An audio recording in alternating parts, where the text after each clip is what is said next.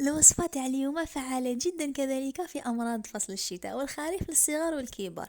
نسحقوا بصلة تكون صغيرة، بصيولة صغيرة، ونسحقوا زوج فصوص تاع الثوم، نطحنوهم مليح مليح مع كاس كبير تاع الماء اللي تشربوا فيه الماء عادي. وديروا قيس ملعقة كبيرة ممسوحة تاع البروبوليس للعكبر، طحنوهم مليح ماذا بيكم. انا هنا خليته شوية بالونات صغار كرابس يعني.